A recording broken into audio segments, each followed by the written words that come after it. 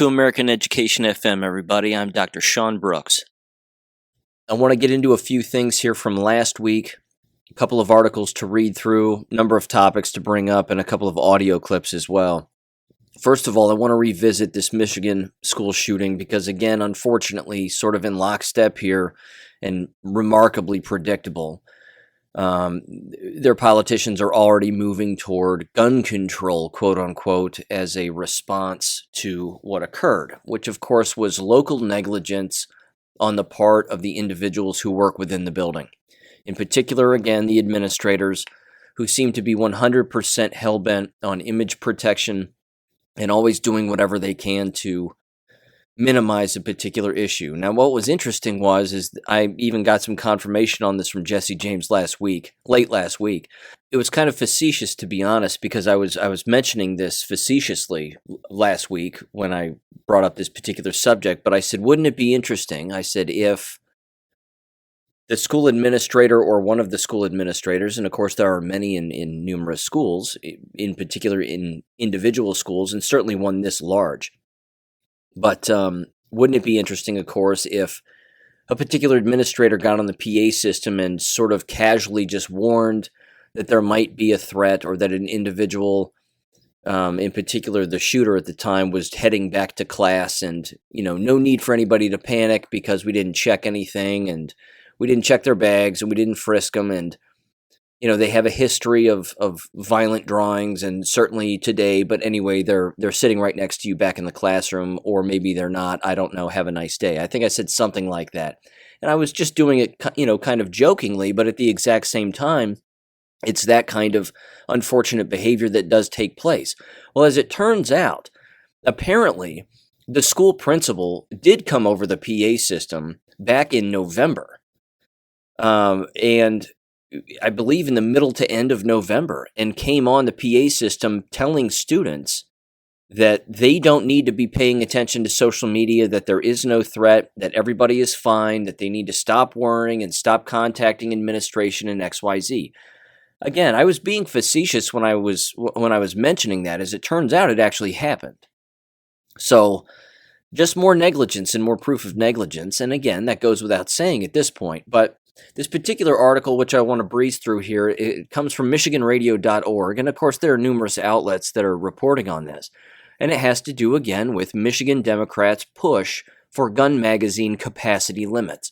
Now, one of the things that I mentioned earlier last week as well is in typical lockstep response to such an event, they can never let a good crisis go to waste, a la Rahm Emanuel and, of course, Saul Alinsky. This is the Alinsky playbook as well. Step by step, every single time. And if they can't get everything that they want in one giant package, which we know what that would be, and that's to completely disarm everybody. What they really want, though, beyond that, because they know that they'll be more successful, is slowly making inroads. And again, becoming that wave that just bashes up against the coast of freedom and erodes it one wave at a time. And what they're interested in is not just gun magazine capacity limits, which would, of course, turn Michigan into California, Illinois, etc., but they would love to have in-home gun control so that you have to have it in a locked case, or you have to have it a certain height off of the ground so that individuals can't reach it. It has to be in a particular kind of locked case, whether it be a fingerprint or a spin dial safe, whatever it may be. All of these little nuanced government freedom eroding inroads that they try to make are the real problem. And again, if they can't get what they ultimately want, then they'll try to check off a few boxes off of their list as much as they possibly can. So here's what the article says. It says, quote, a bill introduced in the in the State House on Thursday would limit gun magazines to no more than 10 rounds. Now think about that again. Most guns, as we know, if they're not revolvers, have at least 10 rounds. At least. There are many 12-round magazines, 15-round magazines, 17-round magazines. They just try to go for something in the middle, and then they can just further divide on either end. It continues here and it says the alleged shooter emptied two 15-round magazines in 5 minutes, according to the Oakland County Sheriff. Advocates for the legislation said a 10-round limit could reduce deaths and injuries in gun violence incidents like the Oxford school shooting. Quote, I tell you what, well, unquote first, this kind of stuff outrages me to no end. For all the obvious reasons. It's not gun violence, it's human violence. Guns don't kill people, people kill people. It's just repetitive over and over and over again. And I sound like a robot repeating this stuff because we've gone through this so many times with these freedom-stripping communists that call themselves Democrats. All right, sorry. The article continues. It says, quote, the time it takes for the gunman to reload a weapon could be the time for a victim to escape a shooter. I love all these scenarios, by the way, that they just, that they make up along the way. If it was a 10-round magazine, they could dodge 9 of the bullets, and then they would only be hit by potentially 1 of them. And maybe that bullet wouldn't kill them, it would just wound them. So it's the magazine differential that matters here, ladies and gentlemen. I mean, again, no sense whatsoever. If you give a gun to a Democrat, they'll look at you and say, is this a hammer? They have no idea how to even operate guns for the most part. Let's see. This is so terrible. Give you enough time to escape a shooter. Could be the time for law enforcement or a bystander to intervene, said Sean Holian of the Giffords Law Center to Prevent Gun Violence. Other gun control bills already introduced in the legislature but never acted on include locked storage requirements and universal background checks. First of all, there are background checks. You can't buy a gun without getting a background check. Period. You have to check all the correct boxes. That runs through a system. That system comes back, says it checks out. This person checks out, no problem. For somebody to say that there aren't background checks when you buy a gun is dumb. Those people are stupid. And again, they probably don't own guns. Or they do, and they're just lying to people. It's probably a combination of a number of things. Continues Senator Rosemary Bayer, Democrat, Beverly Hills, says she hopes the magazine capacity limit is a measure that can bridge the partisan divide over gun control in the legislature. Quote, so I'm asking all of my colleagues in the Senate and the House for a change of heart and mind and conscience, said Bayer, whose district includes Oxford.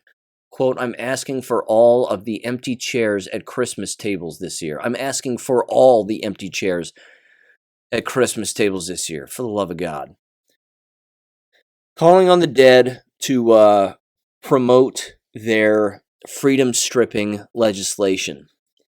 I don't know the number breakdown within the Michigan State Legislature. I'm not familiar with it, but I hope this never passes. I hope this absolutely never passes. Again, William Cooper has written about this at length in his book, Behold a Pale Horse.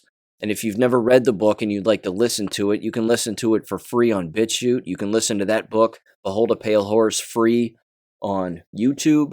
He clearly states it. I believe it's in chapter 12 where he talks about the government's role in disarming America and using school shootings, either real or manufactured, and being fake on the TV, but people believe that it actually happened.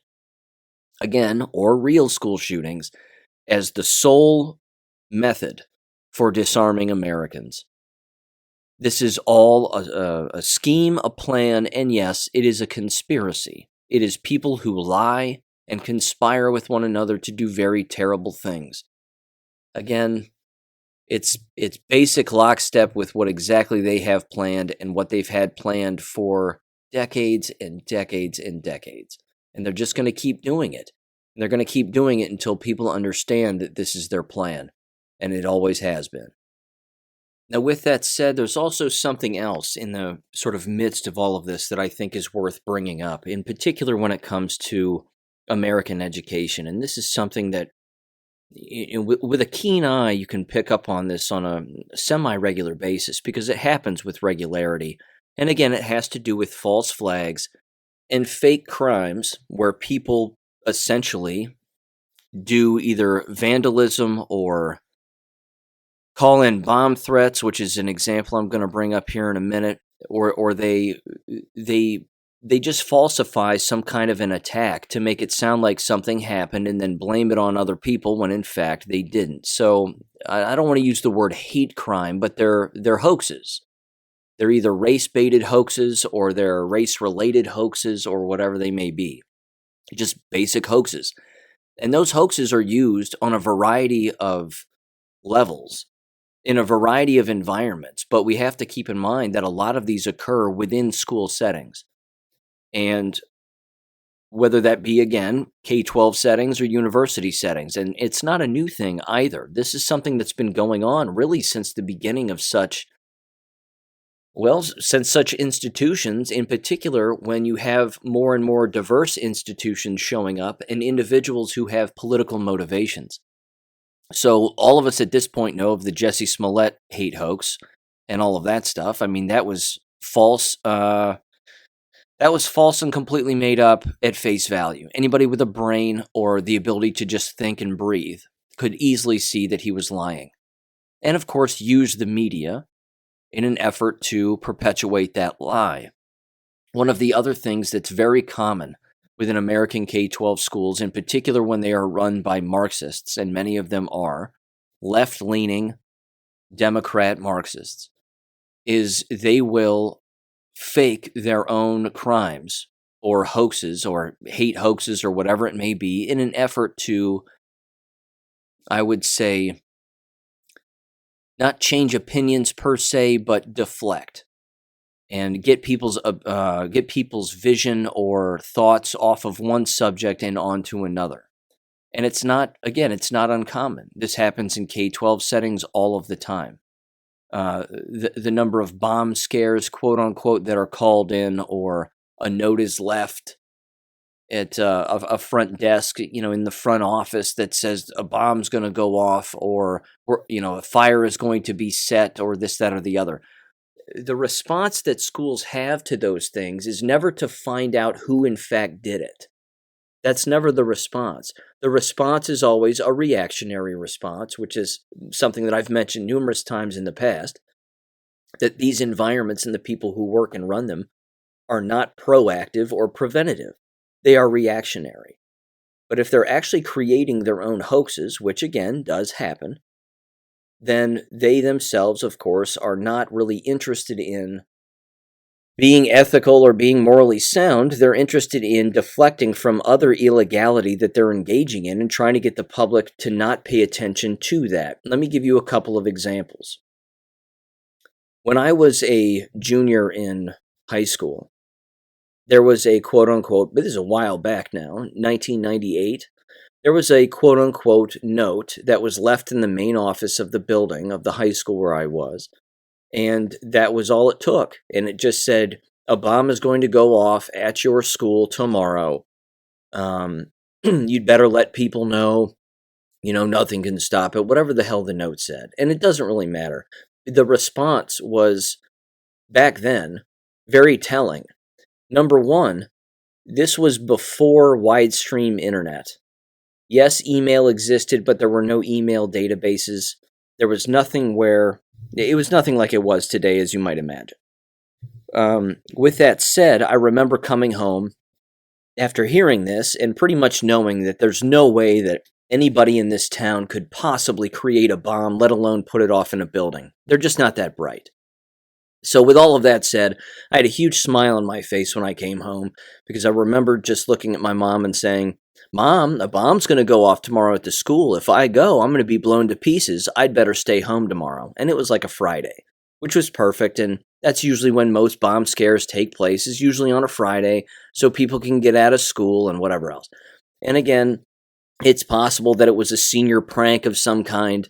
Did they ever catch the person? Probably not.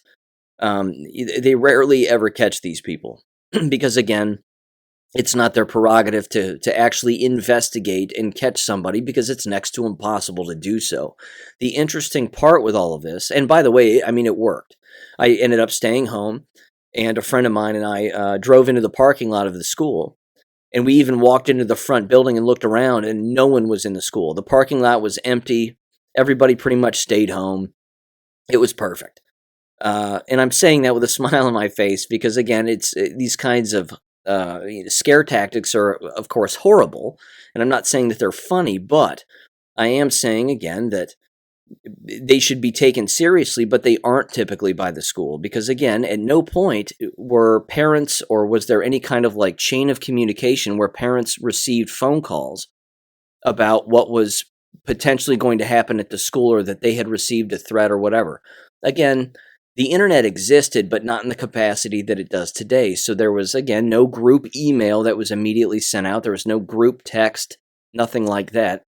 If parents actually heard about it, they had to call the school, which my mom did, and they said, yeah, there was a note that was left, but we don't think anything's going to come of it, but we understand if you want to stay home and blah, blah, blah. And of course we did, and we loved it, and everything was fine. And no, there was no bomb, and nobody died, and whatever else. But these hoaxes are actually carried out, ladies and gentlemen, by teachers and administrators themselves. That's my overall point here. And you have to keep that in mind because that does happen. They are capable of doing such things.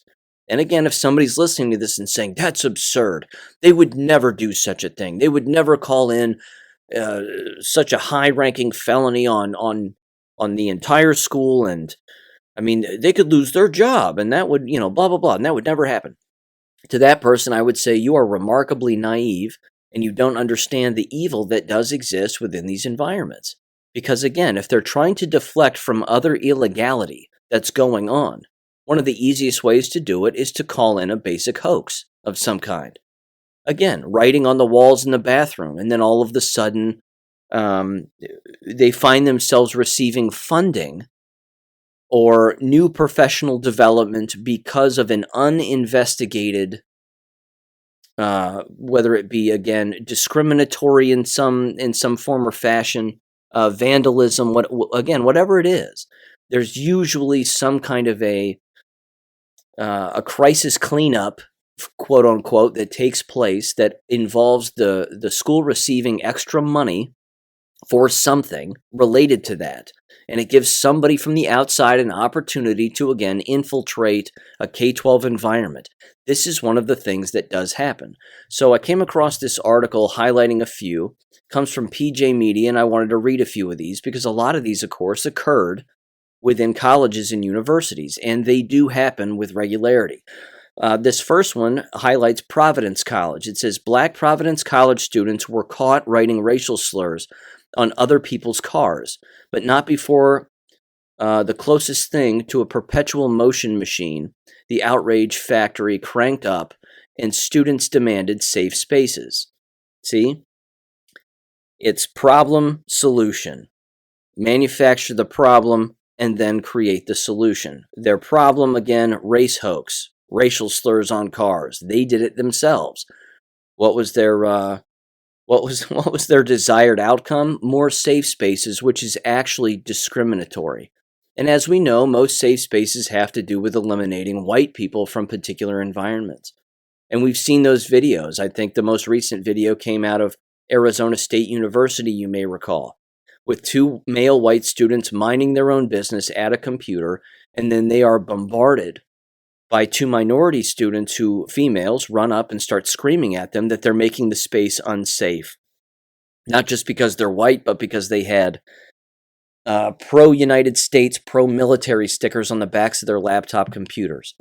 So again, problem, manufacture a problem, and then insert the predetermined solution. Here's the next one, East Carolina University. It says, quote, let's get whitey seems to be the motivation behind a fake fraternity party flyer posted last August on social media that announced no blacks would be allowed. The black student who posted it was busted 2 months later. He probably won't be invited to any more parties, unquote.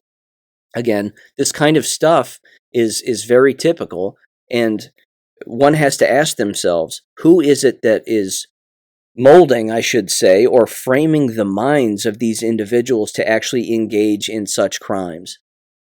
And it is a number of things, as we know. It's the media, it's the professors, it's the K-12 teachers, it's the entire learning environment. It's what they're reading, it's what they're being told to read, what they're being asked to read, required to read, whatever it may be. It's warping them into We have to break the law.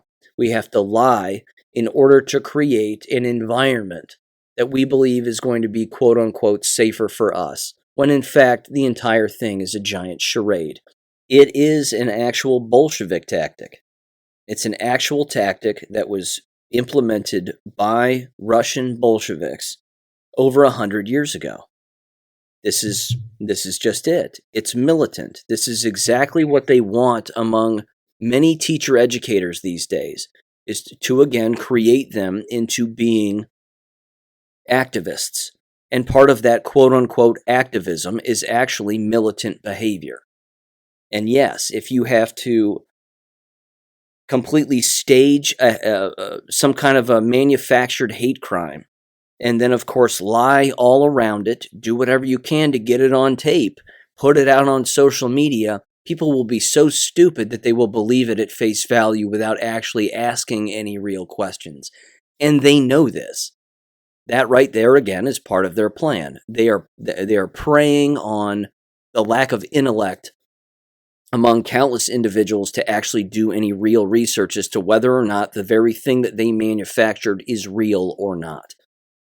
So, to tie this back very quickly to the Michigan school shooting, we have to understand always that it's the Hegelian dialectic. It is manufacture a problem, always, again, and if it's not manufactured and the problem is actually real, don't hold the individuals accountable who actually engaged in the wrongdoing or the negligence. Let's just make sure that we swoop in rather, with our desired political response, which is always to, again, erode Americans' freedoms one step at a time. Because, again, look at what all the jab business is doing. Look at how the schools have responded to all of the jab, shot, social distancing, mask-wearing nonsense. And again, I know that last week in a LA County, California school district, there were teachers that were apparently providing pizza to minor students to bribe them to get the jabs. Again, that right there should show people the depths to which these demons will go to get their way. They're lying to children, they're bribing them, and then they're poisoning them without the parents' consent. Again, there's no depth to the depravity to which these people will go to get their way. But the response, too, from parents in some of these cases is remarkably alarming. And there was one, again, that popped up last week, and it just blew by a lot of people's radars. But again, it's one of those things that I've commented on. It's a general theme I've commented on a regular basis. And I wanted to bring it up again here. And again, this was last week, and it came from the Gateway Pundit. And again, the way that this is framed, I think, is not necessarily a good thing. I know that a lot of parents would view this as being a victory and a giant inroad and hip, hip, hooray for us. But I just don't view this as being a good thing whatsoever for a variety of reasons, of which, of course, you're a smart crowd. You'll pick up on exactly what I'm talking about here. It's titled Parents Unite! Rockwood District parents walk unmasked children into school. And it says the following. It says Attorney General Eric Schmidt called on Missouri families to report on schools that are violating the state's ruling by continuing to enforce a mask mandate on children. Now again, this is fantastic. I mean, that part of it is great, and yes, these schools should be reported on. The interesting part with this story that I think is interesting is the parents and the students stood around, they took a photo op, they put it out on social media, and they did what they did. But you have to keep in mind the environment that these parents are still sending their children to. This is the same environment that has been abusing their children this entire time. Year and a half. This is the same environment that the parents themselves have been allowing to abuse their children for a year and a half.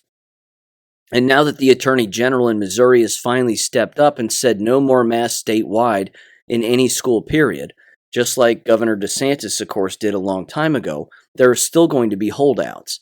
There are still going to be schools that are enforcing all of these mask laws or mandates that they've put in place, and they're going to keep them in place because they want them in place, because they still want the control, number one, and they're so stupid that they can't read the directions on the side of a box of masks, where it clearly says, does not do anything, does not help anything, etc., etc.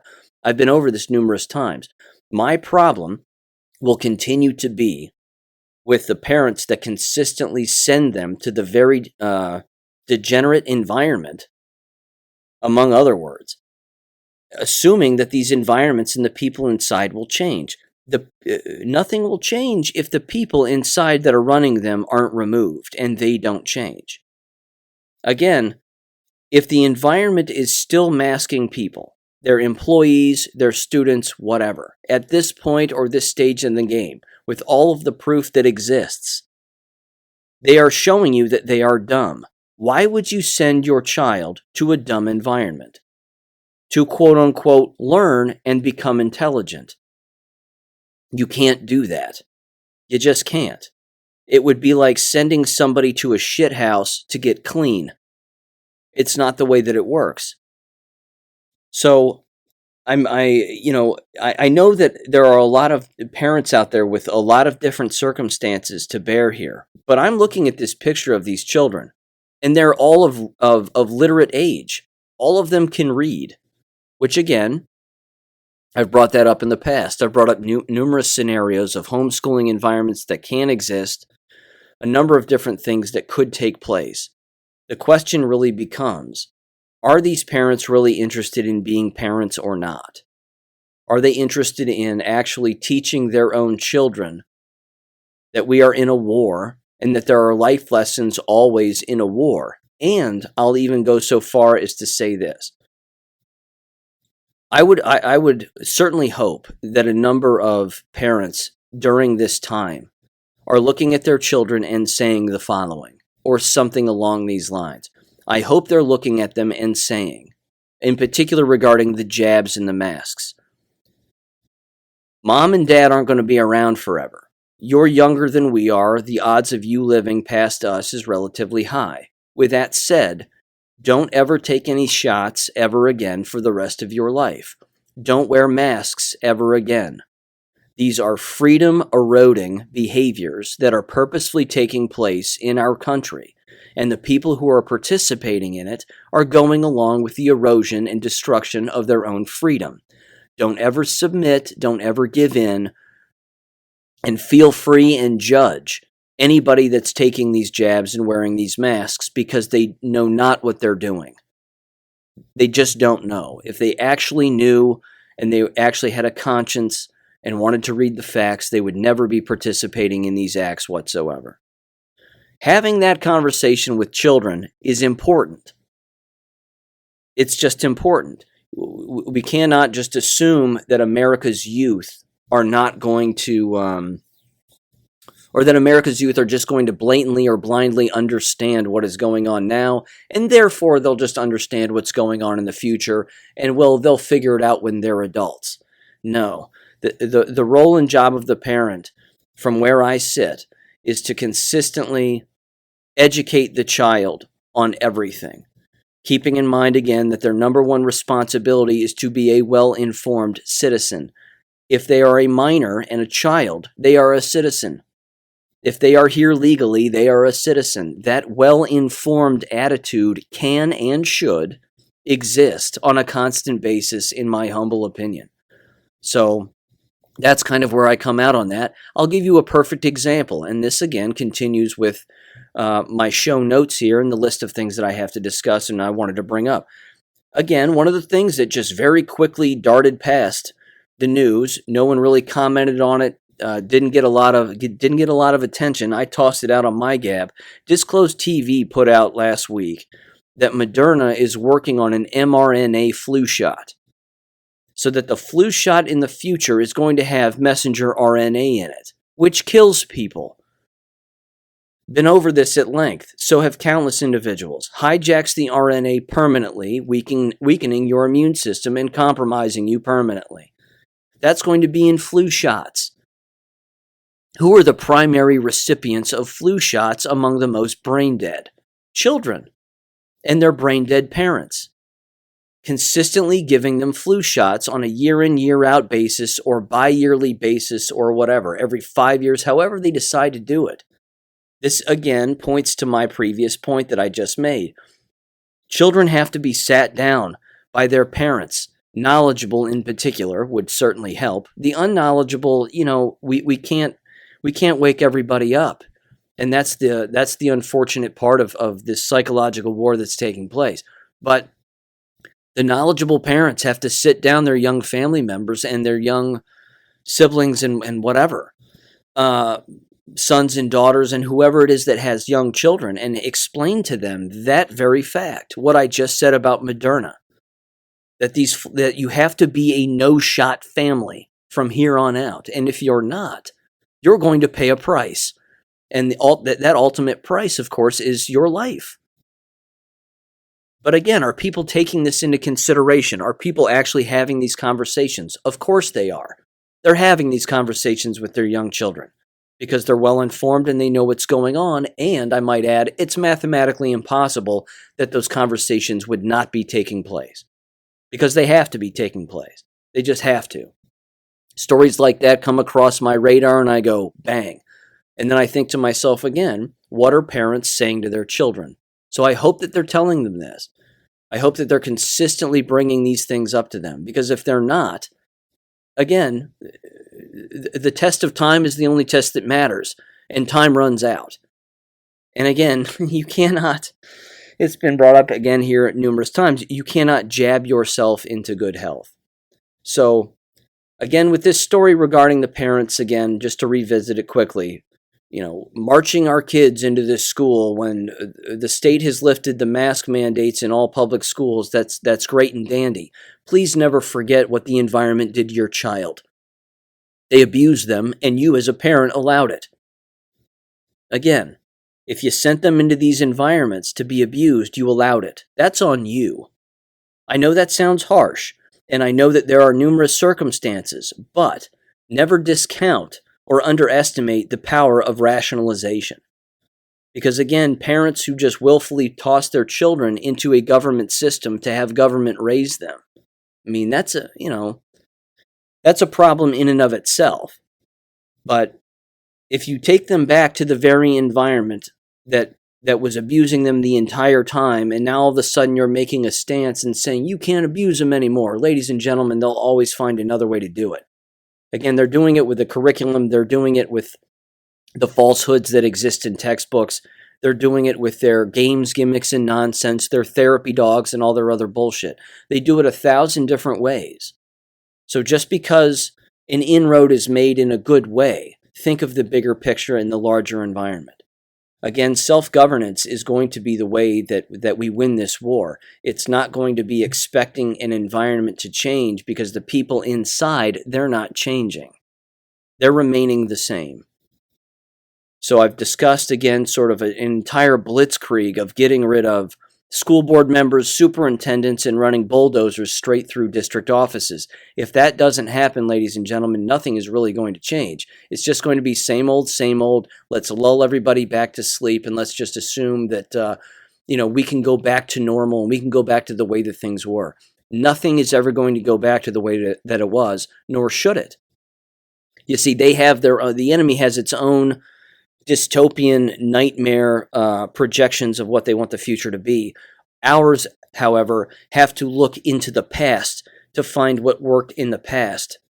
And I'm talking like the way back, okay? One-room schoolhouse mentality, and school doesn't have to last 8 hours a day like it does a work day. And you don't have to, quote-unquote, have learning last, just within bells. Heaven forbid a child read a book all day long. Heaven forbid that happen. And heaven forbid that they actually believe and learn to actually learn and not just believe, but learn and understand that learning is a lifelong habit and that can take place all day long anytime they want. I'll give you another example again. Still on my show notes here, still rocking through things, one subject at a time. And I'm trying to avoid reading some of these articles on a consistent basis back to back. But Again, from last week, the Pennsylvania State Supreme Court struck down the school mask mandate statewide. But we know what the response is.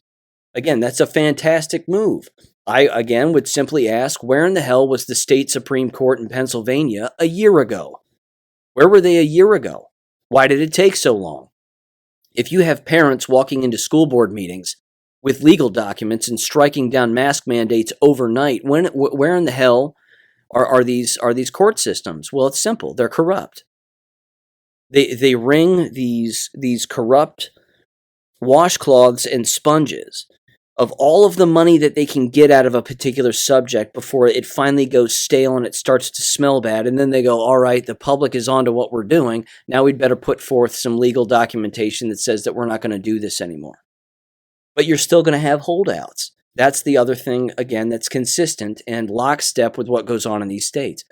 Are they inroads? Absolutely. Is it a good thing? Overall, yes. Because it's making the entire school systems in the state look like morons. And it really is. It's making them look dumb. But again, if you keep sending children to these set environments, it just requires a mirror sometimes to see who's the fool. So we can fool people all we want from time to time, but if you consistently send them back to set environments, who's the foolish one? And again, I know that that's harsh, and I'm not really name calling. I'm simply saying that you have to learn the enemy's moves, and you have to learn what the enemy is doing and exactly what their plan is, because they repeat themselves over and over and over again. And I've said it before, it's not history that repeats itself, it's behaviors. It's just behaviors. That's all. It's constant behaviors. So, here's a piece of audio that I want to play. Two of them actually back to back.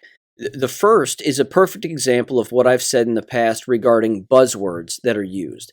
And again, it's a very quick, just a few second explanation, but then I'm going to read through these actual buzzwords that this woman puts together on this whiteboard behind her because it's 100% accurate.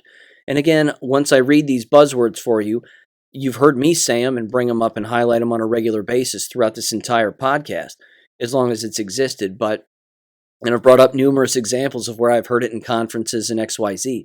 But again, ask yourself if you've heard them before and how often you're still hearing them to this day. Anytime you see these words, you're dealing with a program that is part of the Build Back Better or the Great Reset or inclusive capitalism. They're trigger words that are understood by all of the people who are involved in this. They're also programming their corporate speak. The language is developed from global marketing firms like McKinsey, Deloitte. All right, now I want to read through these words because, again, like I said, you've heard me say them before, but she's 100% accurate on this, and I absolutely love the way that she's laid this all out. And I'm going to give you a couple of examples of some of these words, and again, I'll probably be repeating myself on where I've heard some of these. Of course, we hear them in the lexicon of the Marxists all of the time. But she has 10 words written on a whiteboard.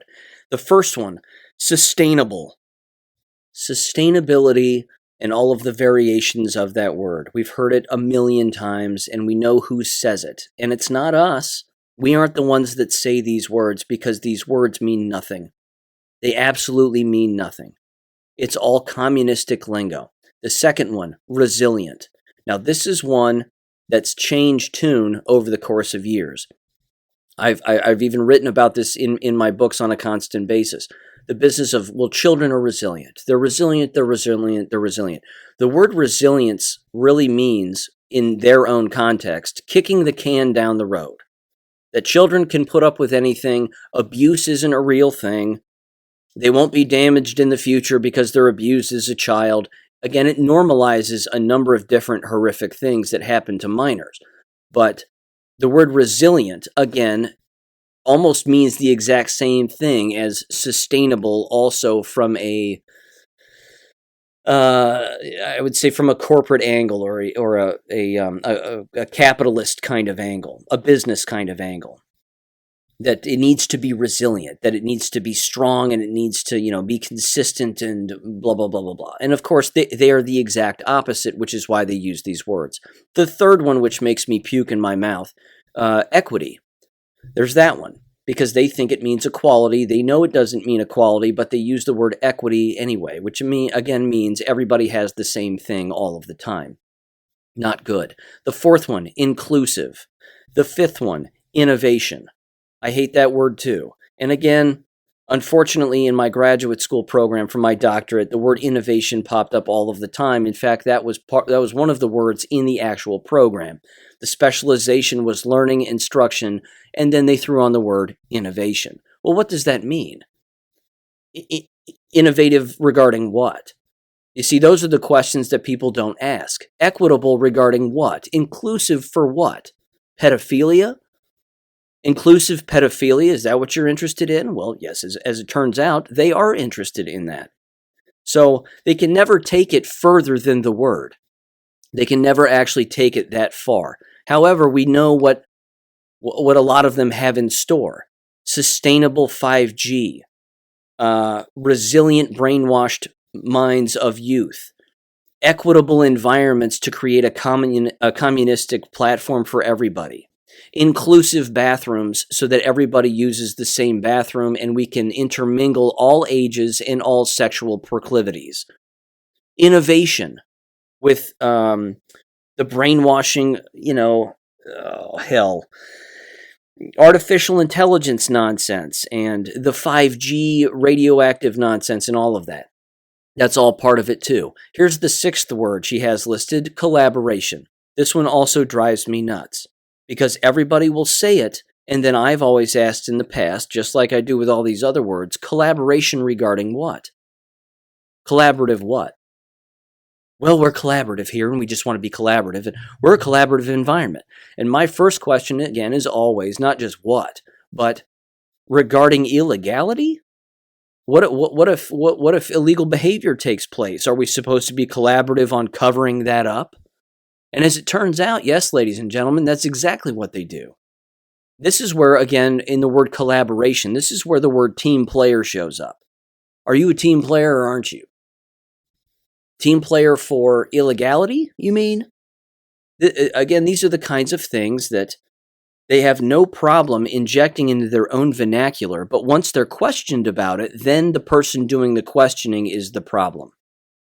The seventh word she has is accountable, which of course is hilarious because the exact opposite thing happens in most of these K-12 and university environments when it comes to actual accountability. There isn't accountability. Again, when was the last time you saw school administrators go to jail for covering up illegal behavior? Rarely, which means accountability isn't actually happening. The eighth word, diversity. Disgusting, as far as I'm concerned. It's disgusting because they don't want diversity of thought. They want diversity on looks and skin color. And even then, they don't want that either. The Marxist and the communist doesn't want that. All of these words mean the exact opposite in the heads of these Bolsheviks and what they actually have planned. And again, we know this, and I know that it's, it sounds dreadful and it's remarkably repetitive, but consistently understanding, again, these words that they're using and what they really mean behind them is remarkably important because you can immediately point out a fraud based on the words that they're using. They're on book covers, they're in the titles of academic articles, they're all over the idiots on TV, etc., etc. The ninth word, leadership. Well, we're leaders, and we need to have leadership here, and the leadership here does this, and the leadership here does that. It's a collective. It's a word that is used to define an inept collective, because real leaders don't call themselves leaders. They don't have to. It's the actions that show that they're a leader. The 10th word she has written down is impact. That we have to make an impact. There has to be an impact. We need to do whatever we can to have an impactful environment so that we're making an impact on young Americans and young people and young minds. And of course, we know the word that K-12 leaders, I'm using finger quotes, will consistently say is we have to make an impact on our kids. The word kids. Our kids, our kids, our kids. Government's kids. See, huge problem. It's a huge, huge problem. Government doesn't have children, but it wants all children. And parents are unfortunately giving them up. And that's a big, big problem, which again is why self-governance has to continue to take place. This is another example. These 10 words are another example of why parents need to pull their children aside and educate them on what these words actually mean. We can train young minds into recognizing these bullshit words and what they actually mean. It's propaganda. It's just pure propaganda. And the more that we train, again, young minds going forward, both in the immediate today and for tomorrow, to figure out these words on a battlefield, frankly, on the battlefield of war, we're training them to be qualitative reasoning and analysis experts. We're training them to recognize the way that words are used and manipulated to ultimately manipulate the human mind. And unfortunately, it's remarkably effective, and it happens with regularity. There's another example, too, of word manipulation, which is going to lead right into this last audio clip that I want to play. And then I want to read just one more anonymous post here regarding the jabs and how, unfortunately, it truly is the jabbed, of course, that are becoming more and more ill as time goes on here. And again, we don't need the 6 degrees of Kevin Bacon, so to speak, in order to know someone who has become remarkably ill as a result of being jabbed, and then they're wondering why they're getting ill, because they just don't know what's going on. One of the word manipulation things that consistently is said and used has to do with the word broadband and internet access and 5G and increasing connectivity, quote unquote, to more broadband and more internet access and you name it. It's all designed to, again, manipulate an individual into believing that they're going to be receiving quicker internet and quicker technological information in a shorter amount of time. That's a complete lie. None of that is true.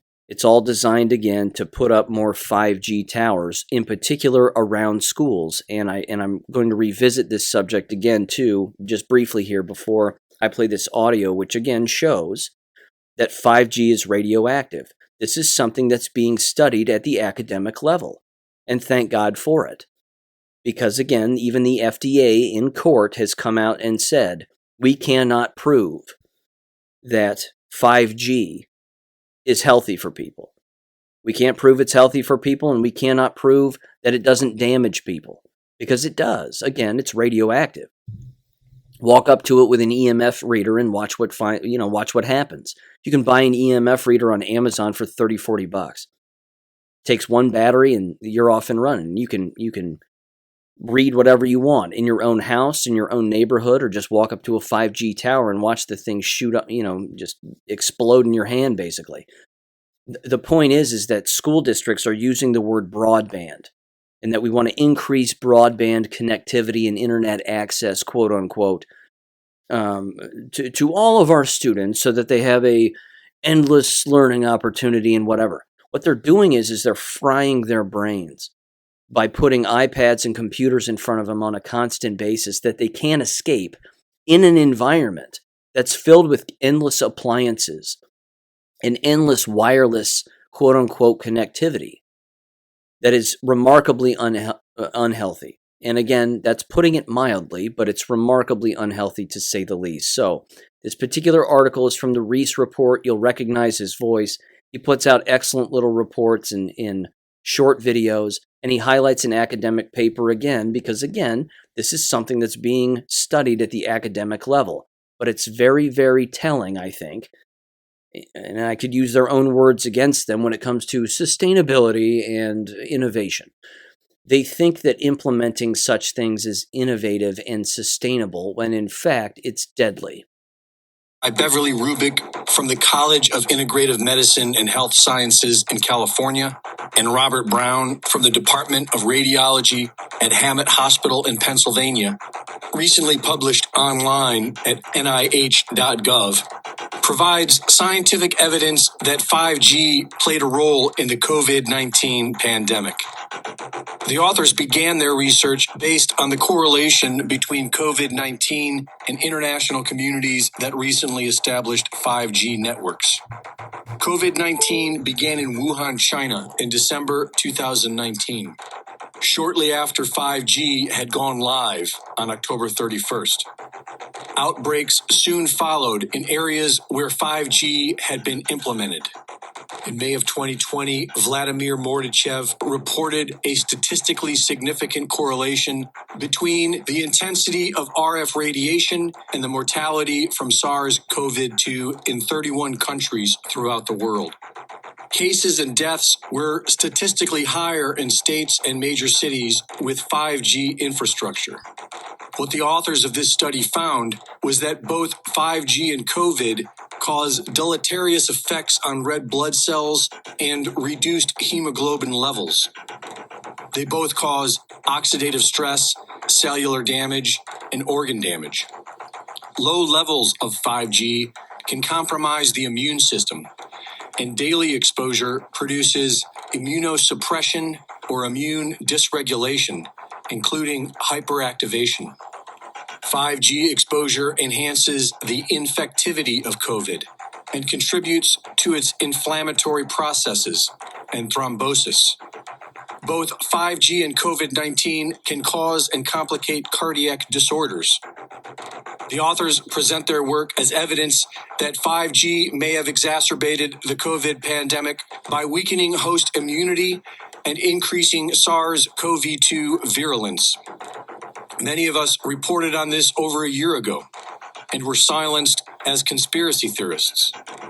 Officially, we are told that 5G is necessary for the future Internet of Things, a world run by artificial intelligence in which humanity no longer matters. But why would we trust anything from these globalist criminal parasites? I think he has it all wrong, ladies and gentlemen. I actually think it's about being inclusive and equitable. Yes, that's it. It has to do with accountability and collaboration, diversity, leadership, and of course we have to make an impact in a sustainable, resilient way. See how stupid that sounds? I mean, you see how dumb that sounds? Again, those are the words that they will use to justify their implementation of all of this. And I know that I'm being repetitive when I say this, but I did bring this up a while back, probably a year ago. This was, again, the move that they made when they first closed the schools down. That wasn't an accident, because as the schools were closed down, they knew that they were going to start to receive federal funds. And even if they were receiving it or not, many of them still had contracts to put in 5G in or around their school environments while the schools were closed down. And there's a lot of that footage of people driving by schools and saying, hey, what are you doing? You know, I thought the school was supposed to be closed. You're not wearing your mask. And yet it's people implementing 5G within the actual school itself. So they don't have to be, again, those giant towers that you see. They can be smaller units that are actually placed within the school building itself. Are they radioactive? Yeah, they certainly are. They give off electromagnetic waves that are remarkably unhealthy. But again, if a person can't even grasp that general fact, okay, your average pediatrician isn't going to be able to grasp that specific fact. If they can't grasp that, then they're not going to be able to grasp the larger scheme at play, which is too bad. This is why the patriots like us have to go backwards into a direction of education, homeschooling, and honest to God, just real lessons of how to live a moral and sound life as best we can, as opposed to their scheme, which is to lead people down a path of degradation that is just going to get worse and worse and worse with time. We know what their plans are. We can see it. Now we have to teach youth about it and teach youth about what their scheme is. Because again, if we don't, they're going to get wrapped up in it, and we're already seeing that, which is unfortunate. Now, here's the last thing I want to read, and I have permission to read this, and this is from our wonderful New Mexico elementary school teacher who has been a guest on the podcast on a couple of occasions. And they emailed me to give me an update as to what's going on with both them, their employment, and their school district, and the way that they're now being treated. And I wanted to read this because, again, there are a lot of positives in this as well. And this right here, ladies and gentlemen, is a perfect example of an American who's taking a stand and saying no, because it's that right there that is going to be the one thing that stops all of this.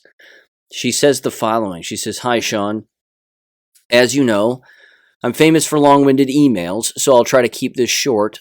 We can visit more if you'd like, but I just wanted to let you know that I am more than likely losing my job and not returning to school after Christmas break because I refuse to comply with the mandatory weekly testing. As you are aware, I told you that I received an email from the superintendent before we let out of Thanksgiving telling me to make sure that I take the test. Well, I didn't reply to his email and just let it go. Last Monday, November 29th, our first day back, he comes to my class, interrupts my lesson, pulls me out, and says, quote, 'Did you receive the email about taking part in the testing?' I said, 'Yes, I did,' quote unquote. He said, quote, 'Can you please take care of that? It's not an option,' unquote. I said, 'Sure.' Then he says, quote, 'I noticed you're not wearing a mask, and most of your students aren't either. I thought you had a break at this time. I will be back this afternoon,' unquote. He and the principal showed up at my only break of the day, and he basically said, 'Do it or you're fired.' He kept saying, quote, 'It's not optional,' and quote, 'It's a condition of employment,' unquote. I told him I am aware of the consequence. I handed both of them those 2 pages you sent me, and he was glad I did my research, quote unquote. And what I handed her, ladies and gentlemen, was some information from Dr. David Martin regarding the mask wearing and how this entire thing is an illegal, giant human experiment that is taking place, again, without anyone's consent, and that the masks absolutely do nothing, and it's easily provable that they do nothing. But as we know, they don't care about facts. It continues, and she says, "He asked why I haven't been doing it, and I said I feel that it's discrimination and that it's unconstitutional. He talked at me, and I sort of let it out all by explaining why I disagree with the mask wearing and other things. I also said, I just wish people would use common sense. I even brought up the fact that local school boards have the authority to make policies that defy the governor, using Florida as an example. He said, no, we don't have that authority. Okay, well, I guess he needs a lesson in civics then. Nothing was received well because these people do not have a brain. Like I said before, the new school board members take over in January, but I heard the current board isn't even letting them on current meetings and won't give them any information until their first meeting. I think they are trying to protect him."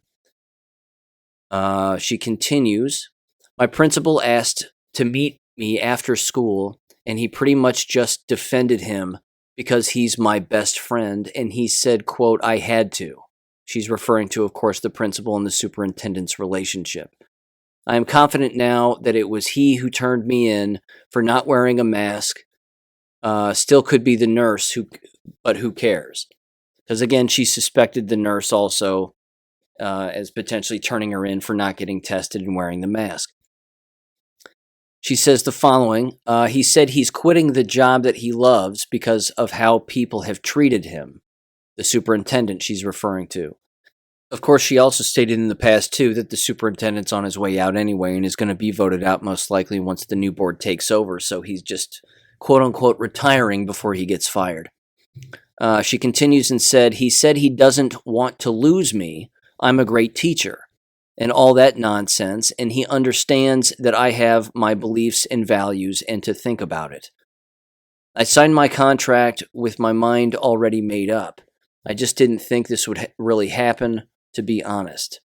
So I wait until last Friday, since testing is every Monday, to let my principal know that I would not be changing my mind, and I am aware of the consequences. He replied, "Thanks for letting me know, and I will talk to him." It didn't say the words, "I quit," so I guess I still don't really know if I'm fired or not. He said, "I promise nothing will happen before Christmas." Now, before I finish this email, and I told her this, I believe, over email because we were bouncing back and forth. I basically said, anytime that an administrator says nothing will happen before Christmas, what that usually means is that they're waiting for the school to close, and then you'll receive a random phone call that says you've been let go or you've been terminated. Or maybe you've been told to change buildings or whatever. See, HR departments love doing that. They love shocking people or trying to catch people off guard by catching them on a vacation to let them know that they're not returning. It's really low down, dirty stuff, but it's something that might happen. But then again, fortunately, she doesn't care. They're 100% set up to homeschool their children, which is great. Let's see. She continued here and said, "Yesterday I received another email from the super stating to reply right away with the reason why they don't have a record for my results for the week of November 29th. I have not replied, frankly, and I don't even know what to say. During my talking to, he did say there were others, but they caved after the initial email and got the testing done. My friend next door also told me there's another teacher in my building who has been doing the spit test at home but hasn't been turning in her results, and he emailed her as well. I think she and I need to get together for some drinks." She continued and said, "So I'm kind of in limbo, but I do know that I do not have plans for returning after Christmas. My husband gets a merit raise every year because he's a badass and he's making pretty good money now, and he's 100% on board with me staying home should I choose to. I also have an update on Wuhan Luhan, our governor. 3 counties, now 22, are working on the same thing. There's 33 counties in New Mexico. Submitted a petition to convene a grand jury for investigation.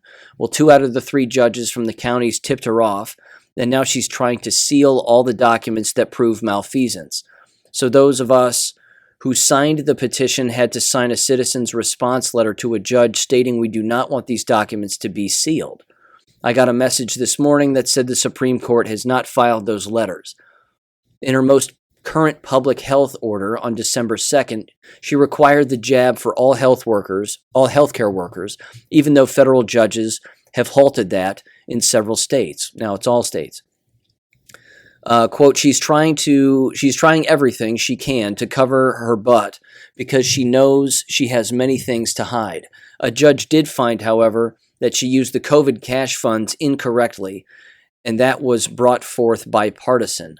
Things are about to get very interesting, I think, unquote. Again, this is an example of an American teacher who needs to be commended. They aren't taking the faulty test, which is only being done once a week. That's embarrassing in itself. If it was so accurate, and you're so concerned with quote-unquote COVID and a quote-unquote pandemic, why aren't you doing it on a daily basis? Oh, that's right. Because it's just about eroding those inroads again. Just more washing away of freedom. But this is a perfect example of a patriot who's just said no. I'm not wearing a mask. I'm not taking the jabs. I've been going to work, not wearing the masks on a day in and day out basis, and basically looking at the establishment and saying, make me, because you can't make me. So what I told her was this. I simply said, make them fire you. If they're already telling you that they're going to fire you, just make them. Make them write it out on a piece of paper. Don't ever sign it. Just make them.